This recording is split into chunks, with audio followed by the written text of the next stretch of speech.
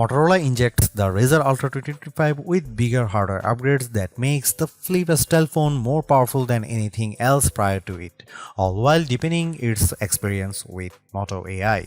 However, this is all amounts to a steeper cost. Motorola had two back-to-back successes with Razr Plus 2023 and Razr Plus 2024, so the company is clearly on the right path when it comes to making some of the best foldable phones around. This year, however, Motorola is shaking up the lineup by introducing three new models: the Razr 2025, the Razr Plus 2025, and Razr Ultra 2025.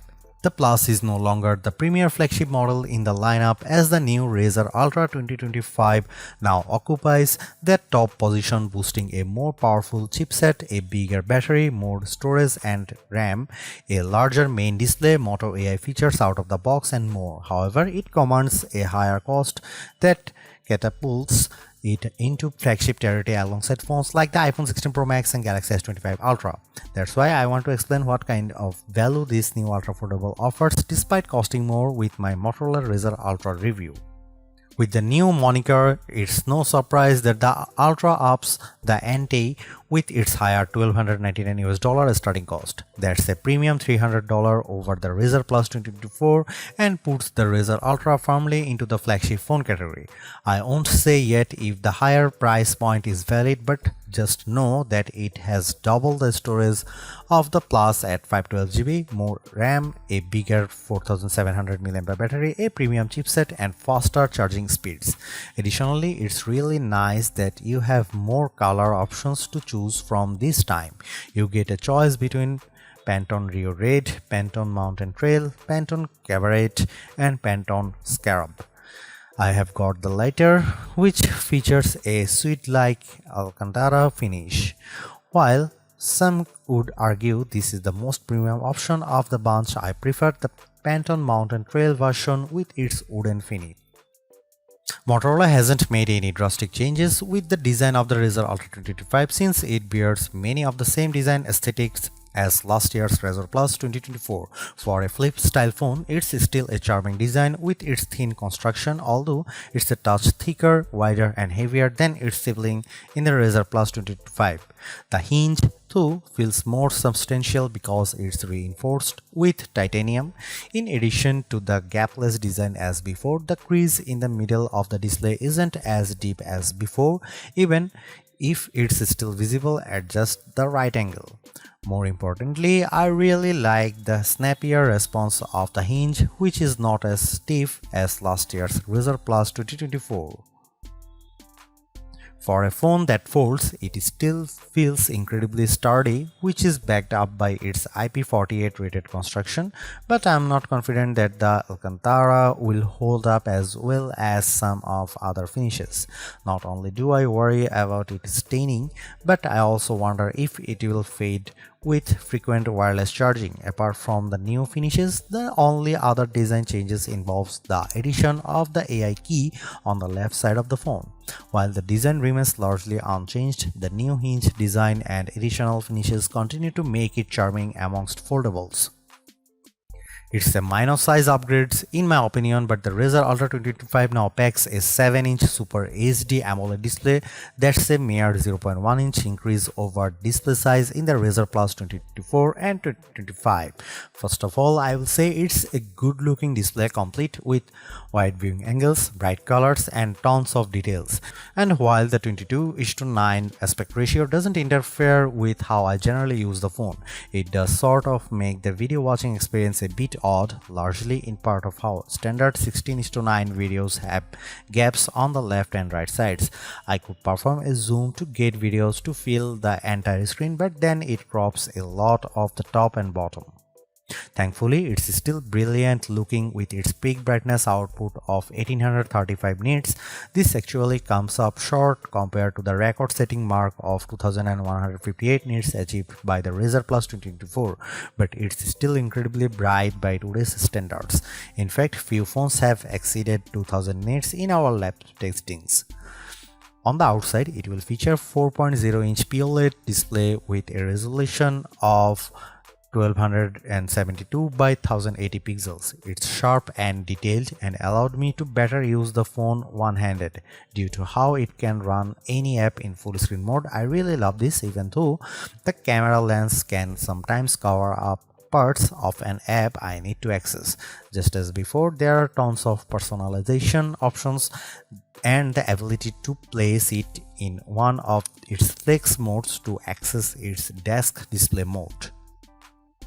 I wasn't a fan of the switch Motorola made with the Razr Plus 2024 since it dropped the ultra-wide camera in favor of a telephoto one with 2x optical zoom, but I'm glad that Motorola has gone back to that setup with the dual camera setup on the Razr Ultra 2025, which consists of a 50 megapixel main camera paired with a 50 megapixel ultra-wide camera. Flip phones such as this are meant for blogging, so ultra-wide cameras are valued for this exact reason when it's paired with the outer screen for recording video. While there is an upgraded 50 megapixel selfie camera embedded into the main display, I still love being able to use the better rear cameras paired with the outer screen. This makes selfies and vlogging much easier. Content creators will enjoy the number of camera modes available with the Razr Ultra 2025, including new editions like Group Shot, which basically takes a burst of images and blends the best faces for the picture perfect shot. As much as I like using Pro mode to tweak the camera settings to my hiking, it's only for photos and not videos.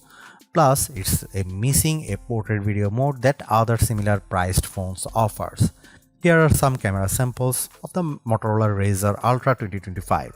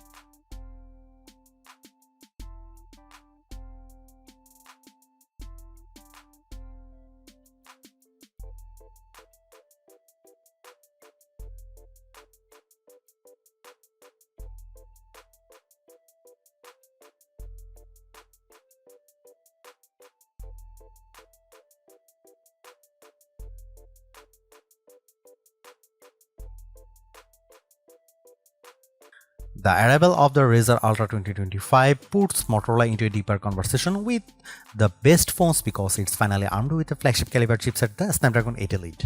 I'm not surprised by how much of a difference this makes because I have seen the benchmark scores put up by other phones, but it definitely makes the Razr Plus 2025 the most powerful foldable phone in our tested to date.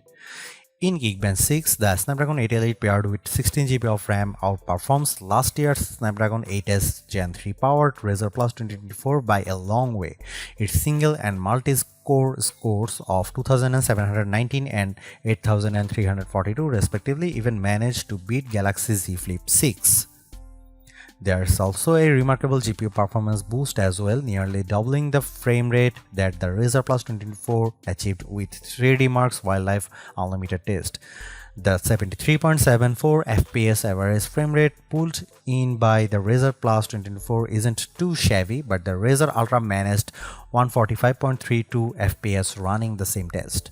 This is all translates to an exceptional performance no matter what I do or run on the phone. Scrolling through the interface is also buttery smooth, thanks in part to its adaptive 165Hz refresh rate, which gives animations that extra fluid look. Games run really well too, including when I play them in full screen mode with the outer screen. All of this just shows how much of a leap it is over last year's Razr Plus 2024. Software plays a critical role in giving the Razr Ultra 2025 much more value, mainly due to how it's offering several AI features out of the box.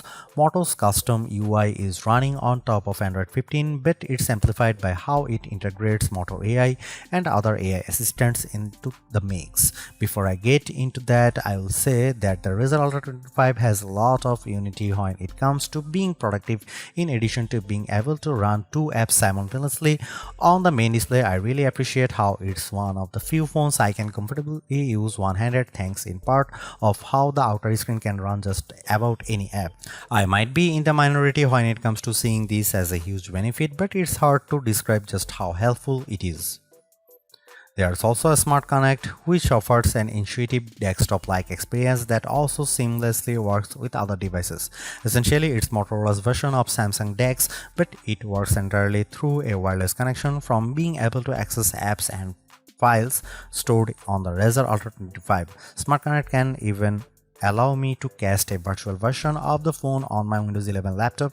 This is all fantastic, but I just wish it could work through USB-C as opposed to doing it just wirelessly. With a wired option, I would be able to directly connect my X-Real AR glasses to it for an even better experience.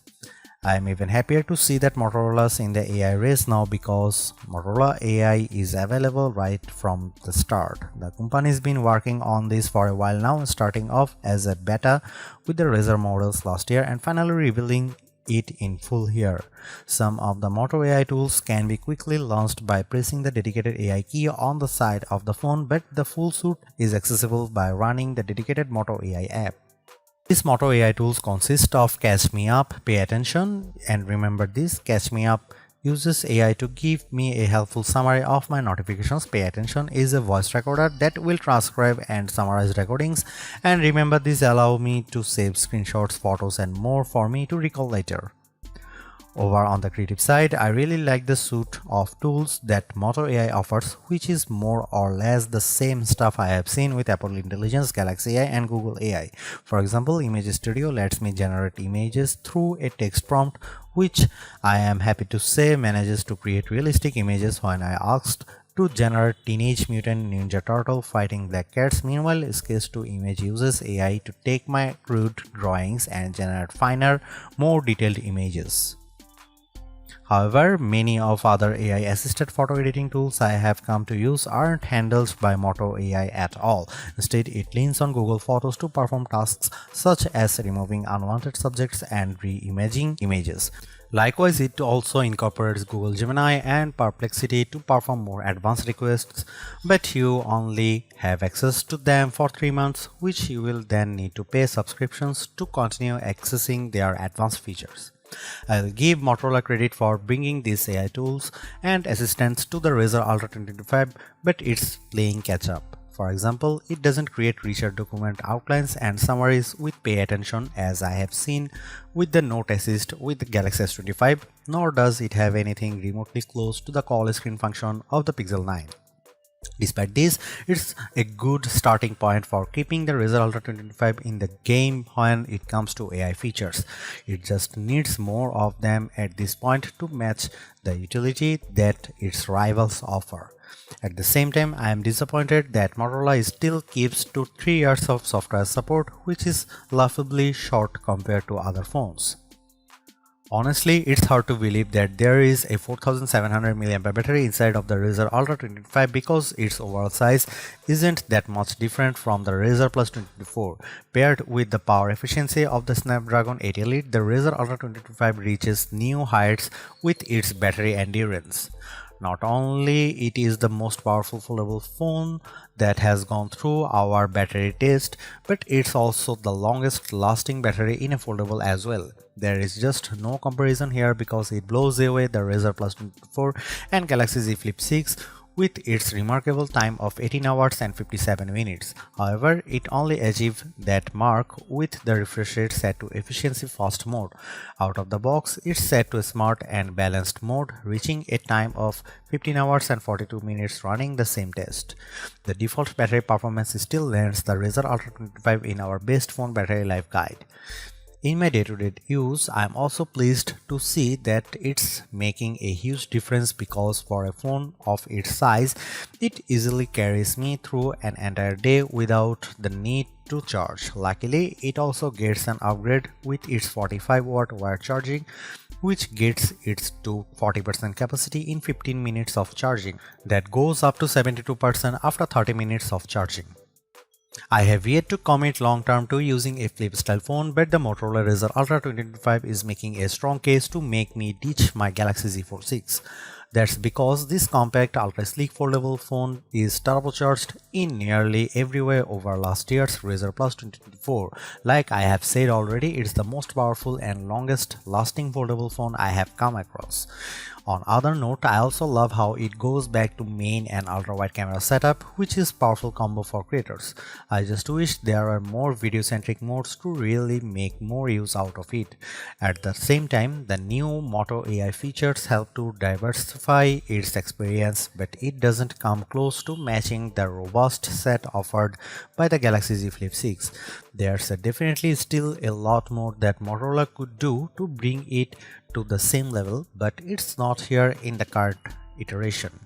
Most of all, I'm torn about the higher cost. It's a big step up over past models and sets a precedent for everything else. Price increases are inevitable, but this is just a bigger jump than what I anticipate shelling out for a flip style phone.